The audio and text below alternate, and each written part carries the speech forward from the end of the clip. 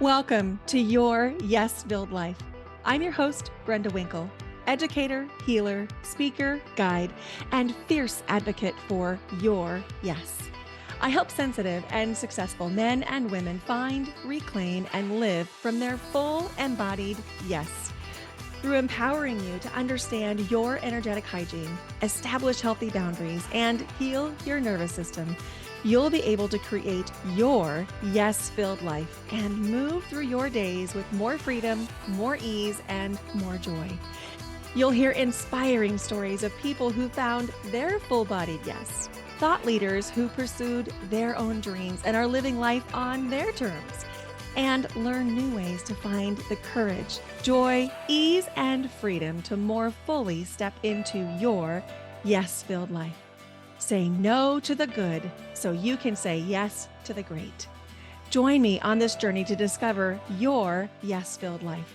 Whether you're looking to break free from the golden handcuffs, start a new business, find your dream job, or simply live with more intention and mindfulness, I've got you covered. Let's explore the possibilities together and make your dreams a reality. Ready? Let's do this. Let's get you to your yes-filled life. Hello and welcome to Your Yes-Filled Life. I'm your host, Brenda Winkle, and I am so glad you're here today. Thank you for listening. Thank you for being here. You know, we all have the potential to create a yes-filled life. You know that feeling of yes, where your fists are pumped up in the air and you're just saying yes. Oh my gosh, that's the goal of this podcast, to inspire you to create the confidence and the courage so that you can say yes to the things that really have been lighting you up. Now, we're going to get into the podcast episode in just a second, but first, I want to give you a quick update. I am just completing week 3 of full-time travel, and I am still on the Washington coast on the Long Beach Peninsula in a little town called Ocean Park. We have seen so many deer, both stags and doe, and even some fawns. We've seen whales, bunnies. Oh my gosh. It's absolutely incredible. And bald eagles. Did you know that bald eagles actually have community? I did not know that before being here, but oh my gosh, I can't wait to tell you all about it.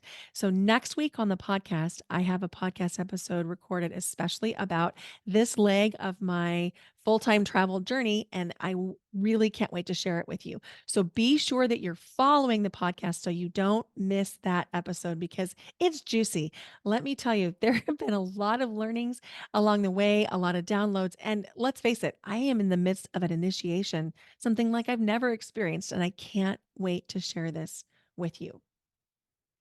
There's also something I'm really excited about sharing with you. Are you ready to feel more vibrant, focused, and connected every single day? Well, that's the power of adding energy work to your life. I'm so thrilled to let you know about the Energetic Mastery Retreat, which will be held September 24th through 28th, 2024, in Beaverton, Oregon, which is a suburb of Portland.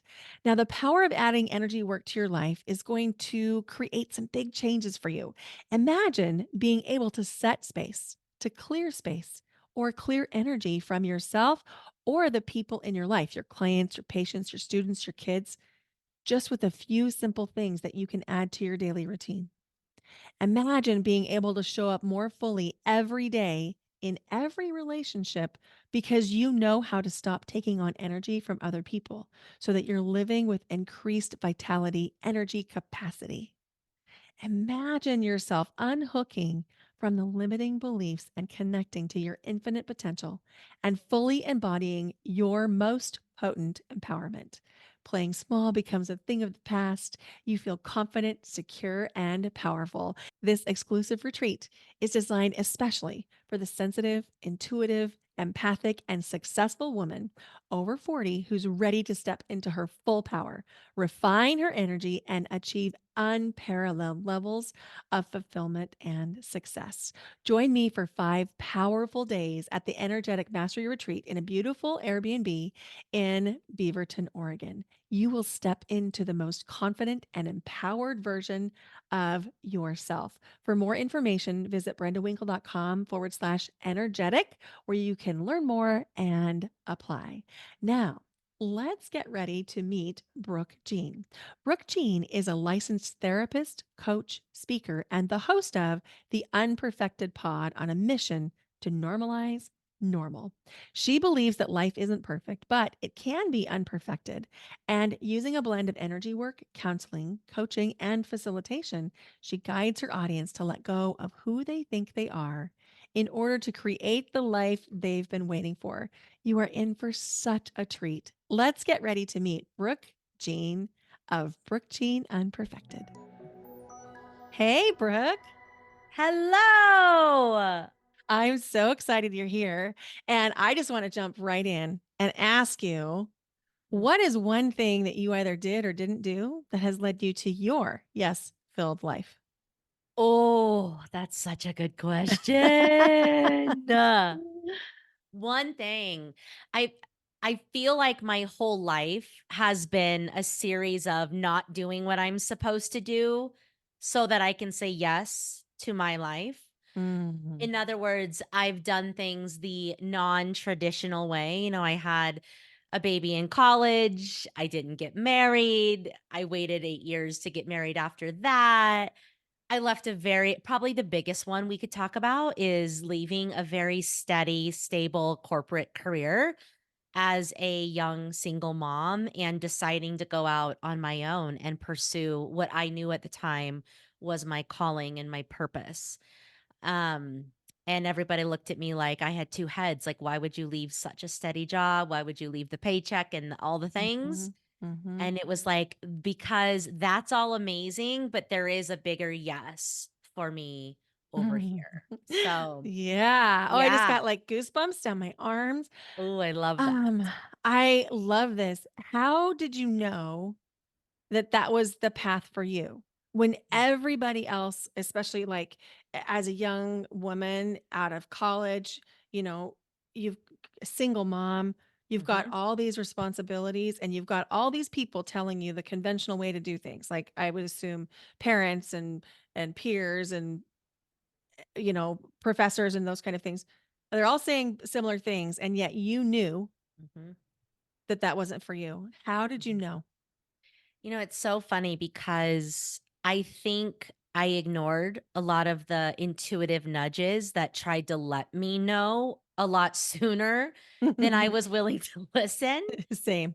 Yeah. Like I was climbing that corporate ladder and I had a lot of accolades and a lot of success, which I now know was a way for me to not be in my body. It was a trauma response. Mhm. And I think I was getting a lot of the warning signs of, hey, this isn't the right path. Hey, you're burning out. Hey, you're doing too much, which I ignored, ignored, ignored. And it was actually um, a really big community crisis that our community went through that really deeply affected my store and my team. And it was that collective trauma that unlocked a bunch of things for me as the leader, where I didn't know what my yes was yet, but I knew I could no longer stay on the path that I was on because Mm, I wasn't healthy. And I knew that I was going to have to start a very serious healing journey at this point. And I was just not healthy trying to maintain that high level of pressure and success. I was eating a lot, drinking a lot, shopping. That was my trifecta of how I was coping mhm, with my high pressure job.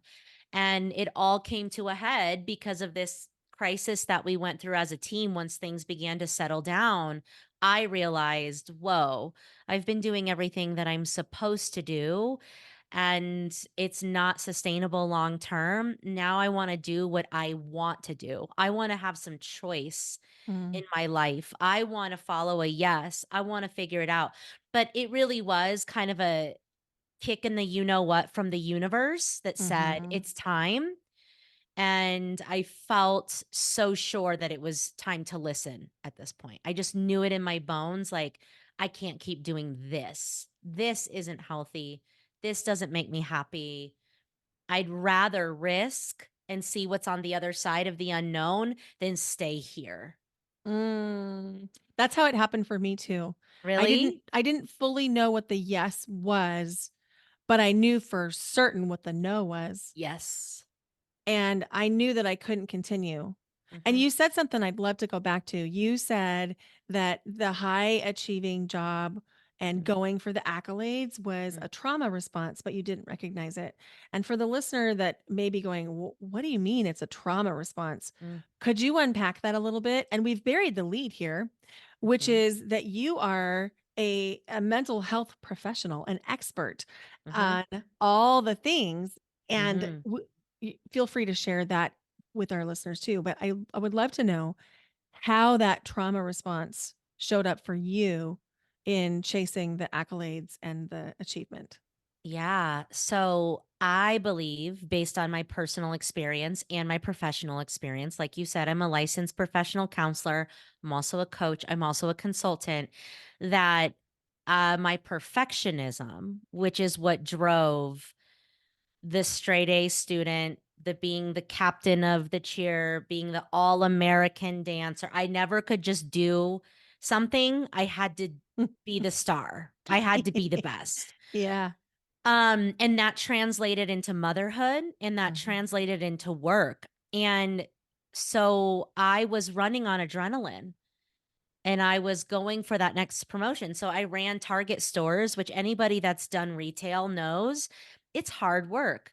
But man, I had the adrenaline for it. I was working the long hours. I was doing the extra stuff on my off time to get prepared for the promotional opportunities. I wanted to be liked. I wanted to be special. I wanted to be successful. And so I said yes to every challenging assignment they gave me. I was the yes person. And that I became the fixer, and that backed me into a corner. And what I now know is that perfectionism is a protective part and it's a trauma response. And so Mhm. it was, instead of being in my body and feeling these stuck emotions from the trauma, I'm gonna run from myself Mhm. by way of overachieving. And so a lot of overachievers, high achievers, they might not know it, they might, but you might be running from something. You might be running from yourself and what you might find when you sit with yourself. And also, I didn't want to identify with some of my traumas that honestly at the time I didn't even recognize were traumatic. I wanted to identify with success. I wanted to identify with what Target said was a successful leader. I wanted to identify with what society said was a successful mom. I didn't want to identify with my trauma. So I tried to outrun it by Mm. performing and Mhm. doing more and doing better. And it was just pure adrenaline. And when the collective community trauma happened that affected my store and my team, it was 9 months later that I then remembered a bunch of childhood trauma that I hadn't actually recalled before, and that's when I realized, "Oh my gosh," and I went into a full burnout, a full collapse, the whole thing, because I couldn't run anymore, and that's how I knew, "Oh, wow, I've been running from myself Mhm. for Mhm. decades," and it's really sneaky, Brenda, because, society loves a high performer, Oh society man. loves an overachiever, society loves a people pleaser and a perfectionist, so I genuinely just thought I was doing the right thing. I thought Oh, I was just doing same. the right thing, and I Yeah. thought I was driven, and it turns out I am driven, but my drive had, like, superhuman powers that I think now were just completely trauma influenced. That resonates for me. Mhm, So I'd always kind of wanted to be good at what I mhm, did. I had mhm, that innate, I want to be good. And if I mhm. can't be really good, I don't want to play. Absolutely. And I'm a sore loser. P.S. I'm also a sore loser. Yeah, I have that too. If I can't win, I just don't even want to play. Like Nope, let's just forget it. that's But right. I would never in my early career, I would have never identified the link between trauma and Mhm, my achievement. I mm, just knew I felt so good with like awards and plaques and certificates on Mhm. the wall. I Mhm. literally displayed them like armor. There wasn't a space for one more picture on my office wall at one point. Wow. Wow. But think about what drove that. Mm. It's a Mhm. it's a deep fear of not enoughness. Right. It's a I'm not enough, so I need these external validations that I'm good, that I'm smart. That was one of mine. I didn't think I was smart growing up. So it's like, well, I must be smart if they're giving me this $45 million business to manage. I must be smart if they're giving me this. It's like all of that drive to be amazing, at least for me, and I see it as a theme in so many of my women that I work with. It was born out of a I'm not enough. So I Mhm. need to do, be, get more. And Right. at where if you have a belief that you are not enough, how you develop that belief usually comes from something that was traumatic for your precious little being that Mhm. heard that and interpreted that. Yeah. So that's what I also want people to understand is that when I say it's trauma born, it doesn't have to be a capital T trauma. Like, people associate trauma with going to war and getting in really bad car accidents and, a lot of those really triggering big, scary things. And yes, those are traumas, but so is feeling like you're not smart enough, getting humiliated by a teacher in the second grade, being bullied, being made fun of, um messing up your dance recital in front of a bunch of people and having people laugh at you. Like, there's these little things that imprint on you when you're a precious little being and there's only so much that your system can handle, and we can boil that down into beliefs of not enoughness, and Mhm. that can be traumatizing, especially without the emotional support to work through it and the release of it out of our somatic system. And so when I look at the intense drive to be good, it's usually coming from a belief of not enoughness. And that experience at some point in your upbringing was traumatic for your precious little system. And there are, of course, things that we can do to heal and resolve that and work out of that. And it all begins with awareness. So this isn't just a sad story to tell. And for me, like this whole thing, the pivot in my corporate career was an opportunity for me to get right with myself and to uncover what my real drive was. And it turns out I'm actually a pretty driven person, but in a healthy way because it's like soul driven and soul expressed. And I want to be of service and make an impact. And I like to make people laugh. Like that's what drives me now. Whereas Mhm. truly, I just wanted to be good, is what drove it before. Oh, same. Right? Absolutely. Yeah, I Right? just wanted to be good. Like, Yeah, and also prove to me that I'm worthy. that's Like, right. if you think I'm worthy, then I can believe I'm worthy That's right. was a lot of the And driving the force. awards and the medals on the wall told Mm. me that I was worthy. Yeah. I didn't tell me that I was worthy. And so that's how you end up running out of gas because you can't go that hard forever. And there's not enough awards on the wall No, to build that there's foundation. not. There's not enough external validation to There prove isn't. to you that you're worthy if you don't think you are. That's right. Because you're perfectionist, because it's a protective part, it's going to want more. It's going to say, you know what? That's actually really cool that you got that award or you got that degree or you finished that accomplishment, and you don't even pause to celebrate because you're on to bigger, better, and brighter. And so you never rest. There's no rest for the wicked. So many of us hit burnout, Mhm. and then we're like, okay, what's going on here? And who am I? What am I doing? What's driving all of this? And let me start my journey home to myself. And that's what my process has been.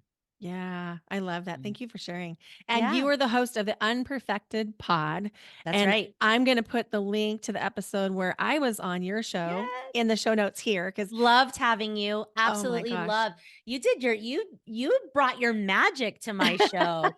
I had people reaching out to me that were like, "We felt that." And I was like, "That's Ooh, I incredible." Yeah. love it. That's Yeah. amazing. Thank you for Yeah. sharing that. Yeah. Yeah. So But good. so if you haven't listened to the Unperfected pod and you deal with perfectionism, you need to go give this podcast a listen because this is Brooke's specialty. Mhm. Yeah, and I just love to normalize what I call the wide range of normal. Like the podcast is a place where we talk about hard things without fear of shame and judgment because Mhm. shame is what keeps perfectionists in the closet, so to speak. It's like we don't want to share with anybody that we're suffering. We don't want to share with anybody how much effort. Wow, the fireworks are going off. Is that our spirit guides? They are Zoom is supporting this really message. oh Like, my gosh. If you can't see this right now, Brooke's screen literally lit up with fireworks just now. So, yes to what you're saying. Yes, yes. and it wasn't even doing the firework like signal. I just put my hands on my heart. So that was really beautiful. I didn't even know there was a firework symbol. Oh, girl, listen. And we're talking about shame, right? Yeah, So shame. we're talking about shame. So it's like the pod and just in general, I like to create safe spaces where we can normalize the real struggles in life, the depression, the blocks, the low energy, the frustration with partners, how hard it is being a mom, how hard parenthood Mhm. is, how you can love your kids more than anything in the world and wish that you could run away and start your whole life over. Like, I love normalizing taboo topics because I think that when we can speak honestly about real things and we can face hard things, then we can like shed the shoulds and work through the perfectionism and then create a life that's in alignment that we actually enjoy living. So that's Yeah, what it's all about. exactly. I love Yeah. that. Yeah. I remember following Brene Brown early in her career Yes. and listening to her say that shame cannot stand in the light of day. And That's right. that's not exactly what she said, but she Mhm. basically said that as soon as we give voice to something that we feel shame about, it begins to dissipate. Mhm. And I think that's so true. And, Yes. I think I first of all, I just love and adore you so much, and you do make me laugh in, like, belly laugh. We were roommates at a It's retreat. so fun. We had the best time, and Yes. I love the idea of eliminating shame around being human and having Yes. human feelings. Yes. And Because as we're growing up good girls, there's no space for us to be human. There's no space for us to make mistakes.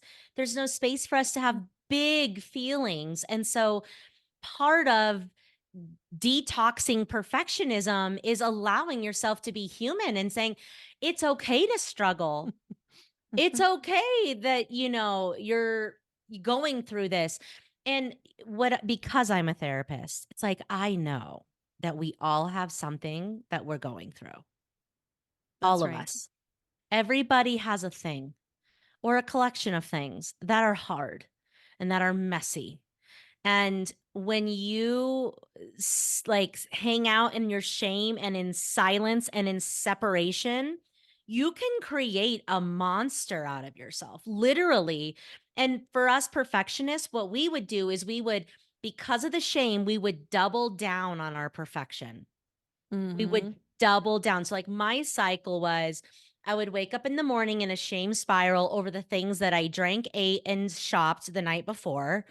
Then I would double down on how hard I tried to perform in the day, which would totally exhaust me, which would then lead me to trying to be the best mom from the moment I got my son until the moment he went to bed, which then would lead me to crash on the couch and drink, eat, and spend again, then get bad sleep, then wake up in the shame spiral. And the shame would have me try harder and try harder and try harder and until I finally jumped off the hamster wheel altogether and was like, what am I actually doing? And it Mhm. turns out I'm not alone in my perfectionism. It turns out I'm not alone in my shame.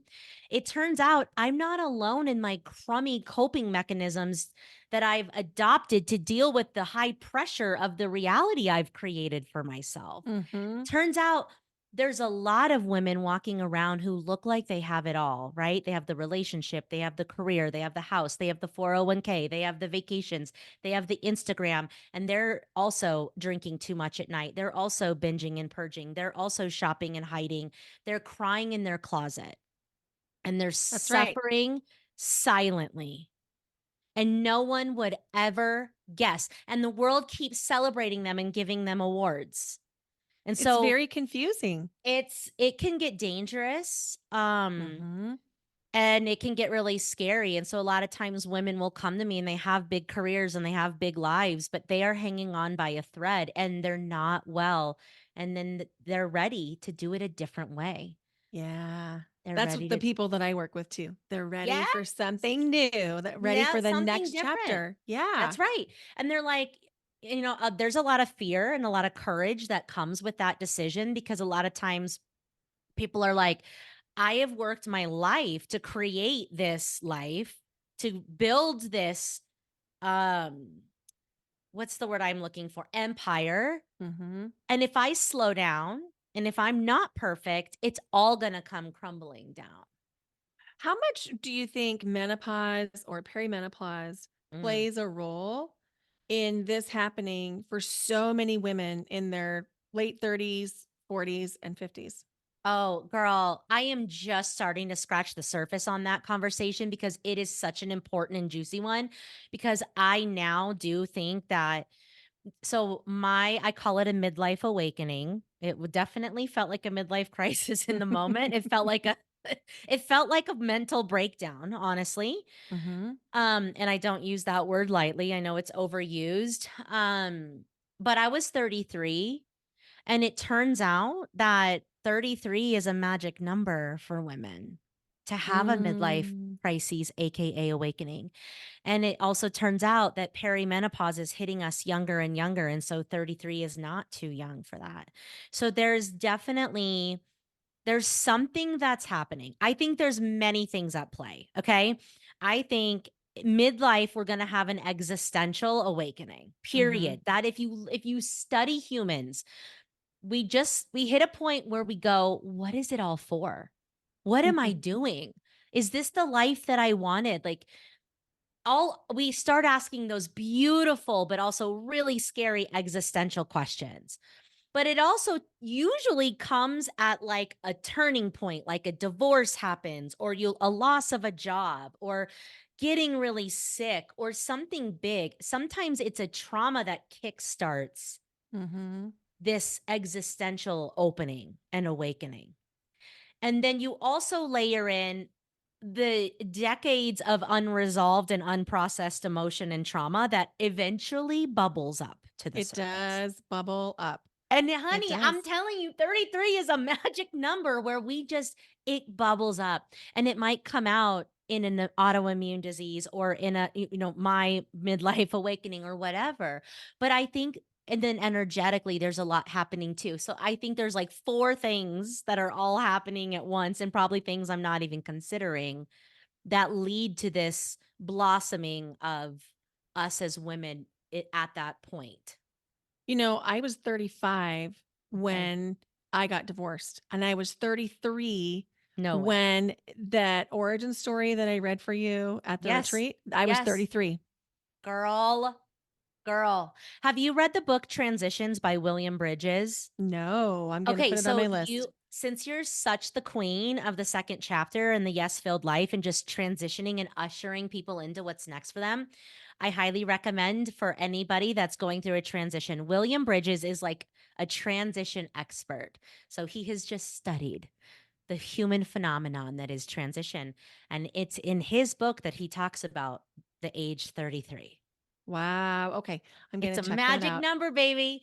It's a magic number. So was the year 2012, which was the year that I got married, the year that the Aurora Theater shooting happened, which was the community crisis, and the year that I had my midlife awakening, the beginning of it, all happened in 2012. The beginning of mine came in 2012 too, when I was like, "Okay, I seriously can't do this anymore." Ended a relationship that I thought was going to lead to marriage, Mm, and, like, I remember it was it was it was so bizarre because One day we were talking about marriage, Yeah. and the next day I told him, "We can't do this. We have to end Wow. this."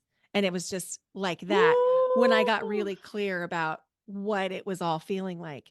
And So yeah, see how 2012. how do we see so that's where I'm like energetically, spiritually, what is happening? Like you and I are from completely different realm, like walks of life, and we had a similar experience in the year of 2012 at Mhm. 33 years old. Like what is happening here? Do you know what I mean? Like Yeah. what is at play? It's You can't wild. ignore that stuff. And I think, we're Mhm. going I don't even think, I know we're going through another thing right now. Yes, And we so are. when we look back Mm. in 4 years or 10 years, we're going to look at 2024 as a pivotal year because Yes. things are changing and shifting and evolving at rates Yes. I have literally never seen. Yes. I had that thought yesterday, honestly, Brenda. I said, "This feels eerily familiar to me. This feels Mhm. like I'm going through another awakening, like, but an Totally. intense one." And I thought I was in this long drawn out one for the last 10 years, you know? And then now I'm like, "Whoa, like here we are again." Like, wow, the energy is intense. The ascension is intense, the initiations are intense, all of it. There's a lot shifting and moving, which is also a really beautiful time to create. So, know Yeah. that too to the listeners. It can feel really intense, but it's a beautiful time to declare and proclaim what is your second chapter, what is your yes. Let's go. If Let's go. everything is Mhm. if everything is like reconfiguring, now's the time to reconfigure, That's if that it. makes sense. And so it's a time to be intentional. Ground down, root down, take care of yourself, prime your vessel. It's going to be a bumpy ride. Put your seatbelt on and get busy reconfiguring because the opportunity is just like so juicy. I get the goosebumps over it every day, literally. Me too. That's a big part of the why I'm doing what I'm doing right now, traveling full time, Yeah. because I'm changing and evolving so fast. I can't get my exterior circumstances to Mm. reflect me fast enough. Wow. So I That's need to so just keep cool. evolving and evolving and changing and for me, I'm so affected by my environment Mm. that this feels really, really good to be able to be like, Yes. "Okay, I'm done here. Now let's go." Oh, and I love that you lead by that example Mm, because thank I you. think that a lot of people can resonate with what you just said. My external reality is not keeping up with my internal shifts. And yet, so many stay stuck or feel like they can't. There's some people who genuinely can't too, right? But I love that you just are modeling it. You're living it. You're living that second chapter. And I think we need more and more real life examples of that. So the rest of the people in the world, the women or whatever, are like, wait, if she can do it, what's available for me too? Yeah, that's right. Because You we know think that we're stuck, right? It's like, okay, so I'm married and I have two kids and I have this mortgage and I have this. It's like, and so what? and so what? And so That's what? that's it. If you Like, wanna stay married, stay married. If you don't, then don't. and You can ma redefine marriage even. That's Why don't it. we do marriage in a way that works with us being in flow? Yeah. Right? Like, why don't we do business? This is what I love teaching women entrepreneurs. Why don't we do business that allows us to stay in flow? What if we do relationships? What if we even raise our children? Yeah. But we have to have the courage to say, what if? And then it's Mhm. helpful when we have people like you as expanders for us to show us, like, no, not only is it possible, but it's freaking fun. Let's go. Yeah, it is. It is freaking fun. And I love Right? what you said about just being in flow. And one of the things that you're pointing to is that we have to be willing to question the boxes of conventionality that have been placed before us. Boom. Yes. Yes, that is literally I feel like that's my soul's mission. Yeah, let's break those Yeah. boxes. Come on, baby. When I'm like a senior in college and I was like the biggest party girl on campus, everyone knew me and suddenly I'm walking around campus 9 months pregnant having my freaking due date on my finals, that is not normal at the time, right? That is not what society was expecting of me. It's like, it's just been one thing after the other that was like, okay, so I'm a college kid. That doesn't mean I can't have this baby and bring my baby to school and finish on time and have a big juicy career. Okay, so I'm with just every turn. I'm like, okay, I'm not doing the thing that I was sold. Brooke, do you think that you're wired in a way that makes it so that you have the capacity to do Mm, things differently, or is that something you had to cultivate? I think it's both. I do think it's both. I come from a long line of rebels, for sure. I had a dream. My dad's dad, who was just such a badass. He was like a Purple Heart and he led like 3 wars and she was just like something else. In a dream, he like passed me the torch. Oh, whoa. And I knew what that meant, you know? Yeah. Um, and my dad is that like my dad, I mean, we moved. I was born and raised in San Diego, and my dad just decided, well, at first he wanted to move us to Australia, but Australia wouldn't take us because I have a sister with special needs. And so then he was just like, let's just move to the Rocky Mountains of Colorado and moved us literally up into the Rocky Mountains of Colorado. Like it's in my blood to be a dreamer. It's in my blood to be a Mhm. rebel. It's in my blood to be a leader and to I think some of my fire and my intensity comes from generations and generations. Mhm. But then I think it's conditioned as well. I think it is conditioned. So, I have 2 siblings. One has special needs, one has mental health issues, and so I really made a conscious decision at 8 that if you can, you should. This is where my perfectionism originated. At 8 years Oh. old, because my brother and sister both had difficulties in their Mhm. lives, Mhm. I developed this belief that if you can, you should. Because I had a sister Mm. who was never gonna drive a car or, have the opportunities that quote unquote normal kids or normal people were gonna have. And so that I think had me be like, well, I need to make the most of my one wild and precious life and I need to make no apologies for it. And I need to lead the way and I need to do a lot with my life. Mm. But it was a slippery slope, right? That led me into some perfectionism.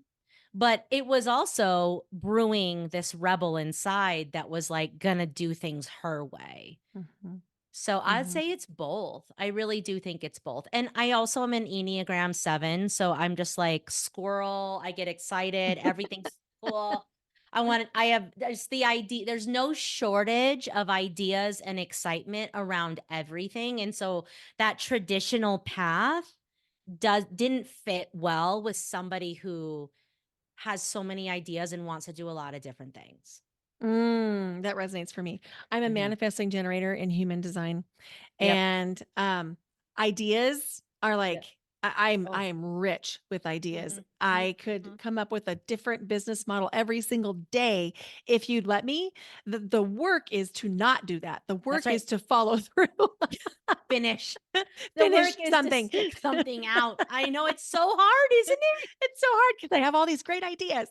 Yes. But that Yes. resonates with me about just like all the energy and So think yeah. about, okay, you're pointing to something really cool here. Like, so I'm also a generator.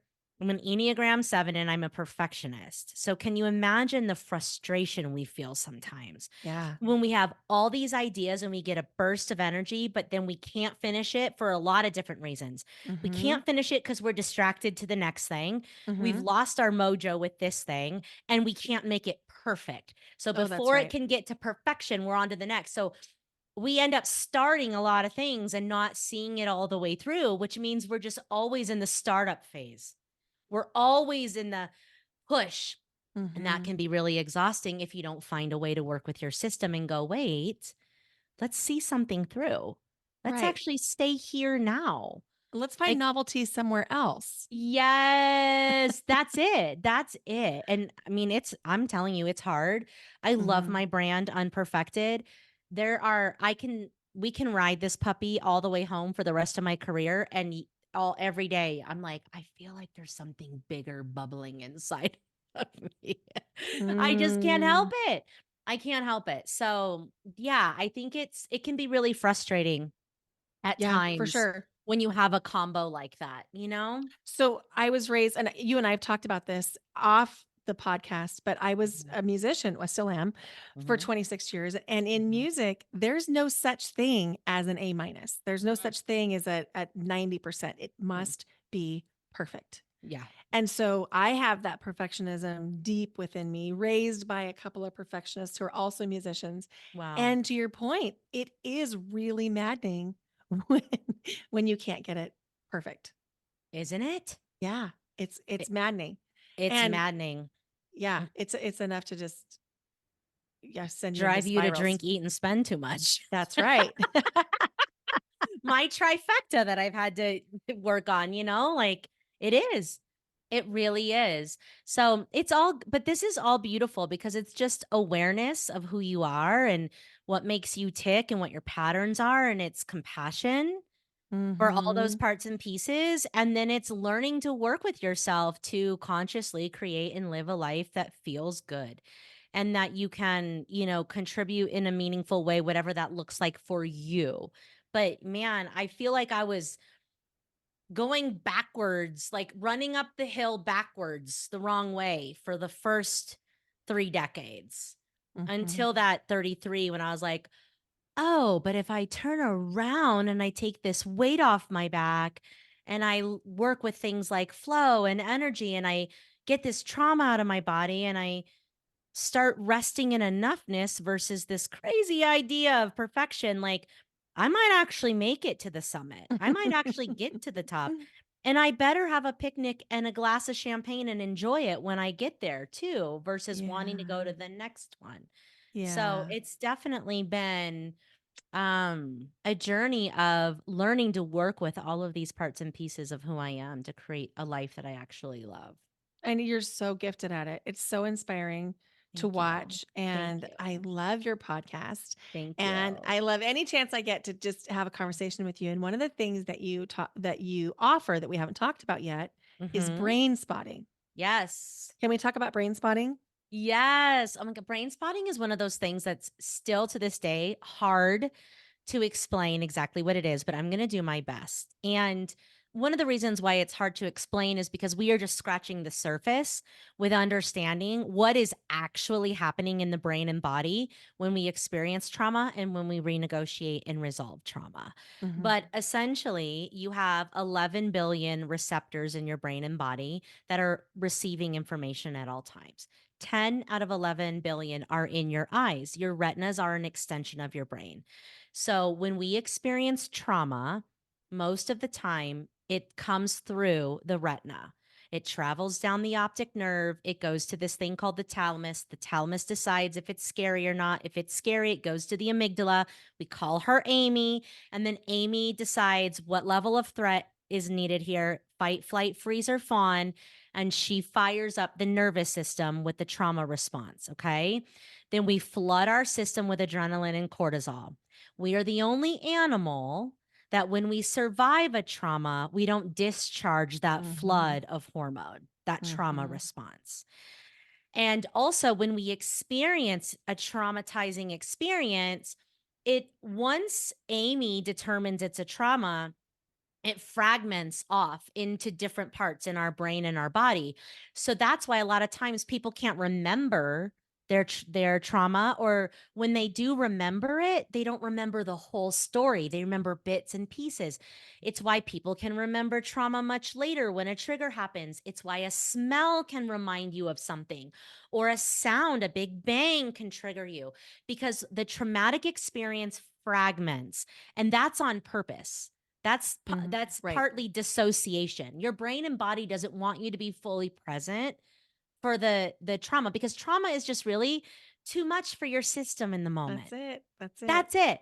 So the brain is super smart and so is the body. And it goes, oh, shoot, we don't want to be present for this. Let's check out of here. We dissociate and we fragment it. Well, that trauma memory is now lost deep in the midbrain, in your limbic system, your emotional brain, and the trauma response is stuck in your nervous system. Now, you know this better than anybody else because you're really good with the somatic system. What brain spotting allows us to do is through our line of vision, we can access where the trauma is stuck in the brain. And once the brain can locate it through the setup of brain spotting, it automatically heals it just like it would a broken finger. And then Mm, we also are training the nervous system to kind of flush out the trauma response and to regulate on its own. So brain spotting allows us to get past the prefrontal cortex, the rational thinking brain, deeper into the limbic system where we believe the trauma's fragmented and into the regulation parts of the nervous system that are connected to the brain. So what's happening in the brain is happening in the body and what's that's happening in the right. body is happening in the brain. They're the same, they're Mhm. connected. And so what we'll do is you can bring in anything. You can bring in a memory or and this is why I love brain spotting. You don't actually have to remember your trauma to heal it. So Yeah. it's really powerful for kids that we don't want to Mhm. re-traumatize, for anybody, because when you do trauma work, you run the risk of re-traumatizing people, Yes, and that's why right? working with somebody who's trauma informed Is is very so important. it's so important. I It's was just everything. saying in a last podcast episode that there Yeah. are 3 therapists that I recommend people Mhm. work with, and you are one of them. Oh my God. Wow. So Thank you. if you're looking for a therapist, I mean, and Hmm. Brooke is so much more than a therapist, she's a Hmm. coach, a consultant, a brain spotter.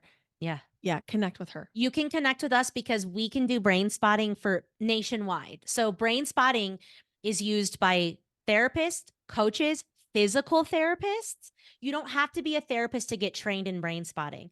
But what we do is you can bring up any issue. Like you can come in and say, my partner's driving me nuts. And I'm going to pull out my little wand. I'm going to have you're going to put on bilateral music. Okay, because the bilateral music forces the right and left hemisphere of the brain to communicate. When they're forced to communicate, we release calming hormones. It also distracts our thinking brain. So you have the bilateral music on. You tell me what the trigger is. I say, okay, I want you to close your eyes and I want you to bring that trigger forward. Go ahead and pull it up. What's driving you nuts? Or and then I ask you, where do you feel that in your body? And you'll say, I feel it in my chest. And I'll say, okay, on a scale of 1 to 10, how intense is it? How activated are you? You say it's 8, 7, whatever. Then I'll pull out my little wand, okay, my magic little wand, and you'll follow it with your eyes across your line of vision. And if anybody's listening right now, you can even play with this and you can think of something that's mildly annoying. I don't recommend you pull up a full blown trauma right now, but think about something that's mildly annoying and close your eyes and bring it up. And when you open your eyes, just look to your right as you're thinking about that thing that's mildly annoying. And just notice how you feel in your body when you look to the right. Now, thinking about that very same thing, look ahead, look straight ahead for 5 seconds. You're thinking about the same thing. Notice how that feels in your body. And then thinking about the same thing, look to your left and notice how that feels in your body. Oh, you have a brain spot over there, Brenda. I do. Yeah. I do. So I can see that you have a brain spot because you're reflexing. Mhm. And so normally people, did you feel more activated when you looked to your left? Did I feel more activated? Um, Was that your left you yes, were just looking at? I was Yes. looking at my Okay. left. So Yes. I felt more sensation in the Okay. body looking Okay. to the right, but I felt Okay. more activated looking to the left. Okay. You probably have brain spots on both. We have hundreds of brain spots, but I can tell by your reflexes that you had a brain spot looking to your left. And so what Mhm, we would mhm. do is we would then have you look to your left, you'll notice it, and all you do is listen to the music and you just use what we call mindful awareness, where you just pay attention as an observer to what's happening in your brain and body. And you'll notice that you start to feel body sensation and it's you releasing trauma. And Mhm. you'll notice that you start having some memories coming through, but you experience the memories different because it's almost like you're in a hypnotic state because of the Right. setup. Or some people don't have any memories at all. It's all body. And some people have no body and it's all memories. Everybody is different, but your body and brain is so infinitely wise that once it finds a spot, it knows what to do to heal itself. Mm, And mhm. so this modality saved my life after I had my daughter, Chloe. I have 2 kids. I got really bad postpartum depression and anxiety. I started having scary thoughts because I'm a therapist. I knew right away, these are not me. This is depression. I need to get back into therapy. And so I was going to do EMDR. So I called the local EMDR therapist in town, someone who I knew was just amazing. And she said, Brooke, it's so interesting that you're calling me right now because I don't do EMDR anymore.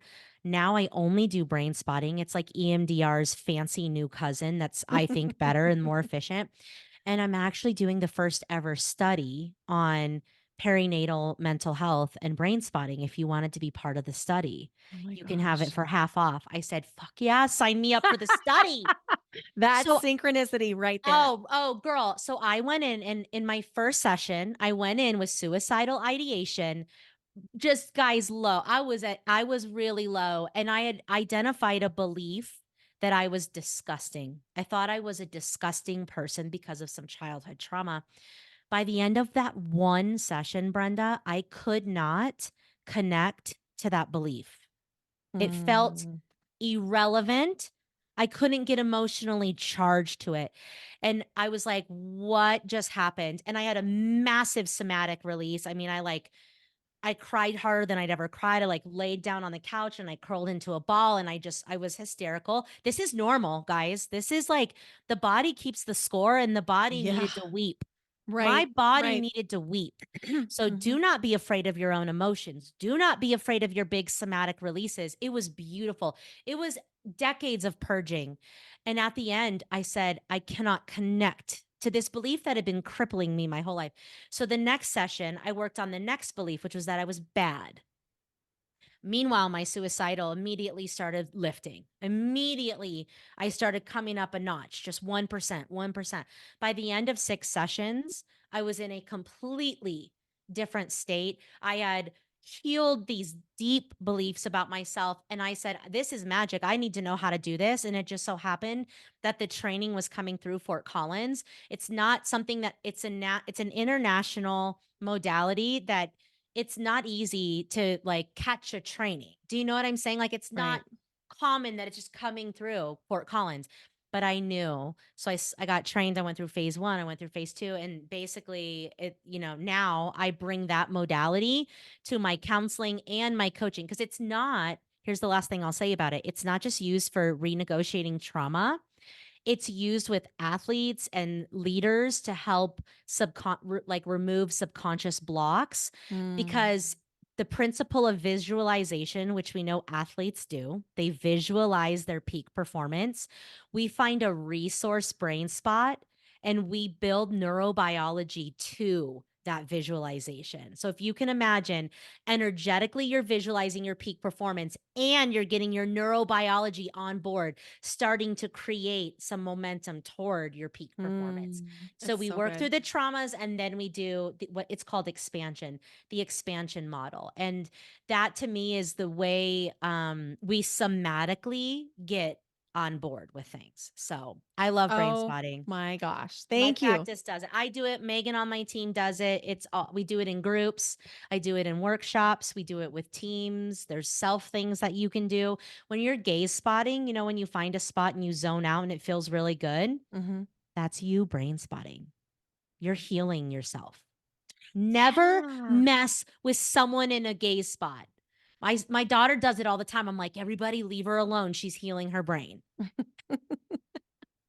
It Yeah, feels so it's good. true. So It does feel so good. I yeah. remember you leading a group of us at the retreat around those rocking chairs, around the Yes. fire pit, and I Yes. remember like, wow, this just feels soothing. Yeah, it's really good. And Yeah. There's a lot of different ways to do it. You can do the whole thing only through resource spots, which is just a really gentle and safe way to do some deep trauma work. But we cannot heal the trauma without being in the body. And That's so right. there was only so far I could take my clients. I love talk therapy. It's a beautiful entry point to get people out of shame, to tell their stories, to build relationship, to understand patterns.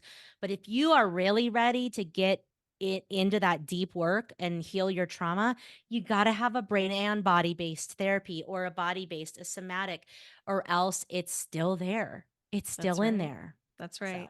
yeah. Brooke, you are amazing and I love you. Thank you for being here on your Yes Filled Life. Where Yes. can Thank you people for having connect with me. you? Definitely on the Instagrams. So at Brooke Jean Unperfected, you can follow along my ridiculous journey there. My website is liveunperfected.com. I am getting ready, I believe on July 19th, I'm offering a free masterclass called Perfection Detox, Reclaiming Your Worth and Your Inner Peace. So I don't Mm. know if this is going to come out before then. If not, there'll be something fun after that. But follow me on the gram to see what you can join to get on the train of unperfected. Amazing. Thank you. And I also Yes. saw you on TikTok. I You're am on on TikTok. Yeah, you're on TikTok. You had Yeah. a TikTok a few weeks ago that had me laughing Oh out God. loud Which one was it? Which because one it was was it? so relatable about waxing. Oh, yeah, I like pull my chin hairs out online. You guys, I told you we're normalizing normal in mid age. I have every day's a new wrinkle, a new mole, a new chin hair.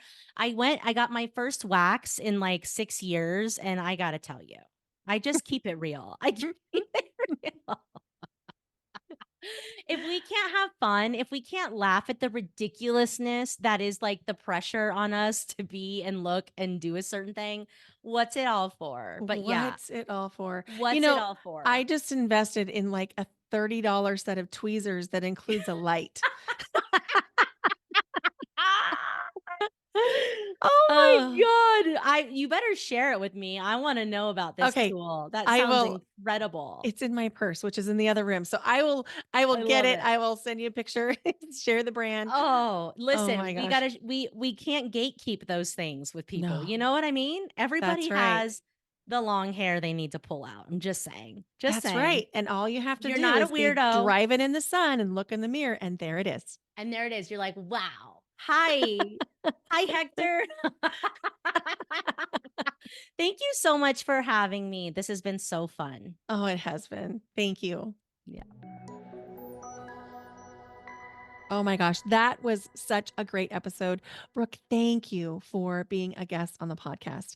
I love every chance I get to connect with you. And one of my big takeaways with Brooke is how easy it is for us to get stuck in the perfectionism. I had some awarenesses in that conversation around how perfectionism is still showing up in my life, even though I have been a recovering perfectionist for probably almost a decade at this point. So, hopefully, you got something out of this podcast episode. Brooke has a free download for you. It's an immediate calm kit, and I put the link in the show notes there. So go download your immediate calm kit for Brooke and be sure that you register for her masterclass, which she's talking about on Instagram. And you can connect with her on Instagram at Brooke Jean Unperfected. I also put the link in the show notes. Now, one of the things that I am absolutely committed to is helping you to feel better more of the time. Because when you feel better more of the time, you are making choices that are better aligned with your values, with what your priorities are, and who you really want to be in the world. So I created a free PDF guide for you that's customizable called the Feel Better Fast Guide. Go grab your free guide at brendawinkle.com/.